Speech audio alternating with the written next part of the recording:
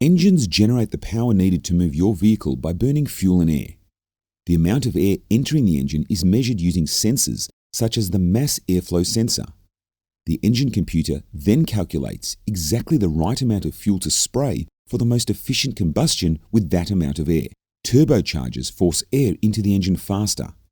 When more air is forced in, more fuel can be mixed with the air to create more powerful explosions.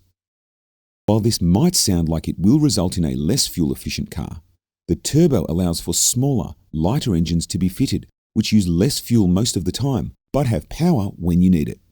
Inside a turbocharger housing, there are two fan-like wheels. The exhaust gases leaving the engine spin the turbine. The turbine is connected by a shaft to a compressor, and the compressor is the part that forces the air into the engine faster.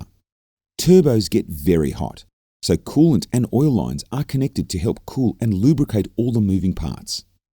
Many turbocharged vehicles also have an intercooler that cools the air and makes it more dense after it has been compressed by the turbocharger, packing more oxygen into a smaller volume of air for a more powerful explosion.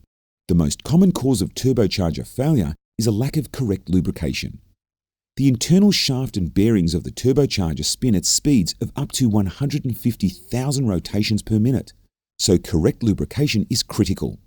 In some circumstances, the oil passages in the engine become blocked with sludge as a result of using the wrong oil or not having the oil changed at the correct intervals. Running the engine with a low oil level or with oil sludge buildup can lead to premature failure of the turbocharger. Turbochargers are powered by hot exhaust gases and also generate heat as they compress the air being forced into the engine.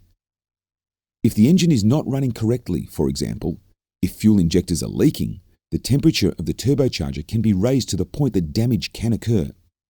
It's also possible for the turbocharger to suffer heat damage by turning the engine off immediately after a long session of heavy use, such as right after driving up a long, steep incline.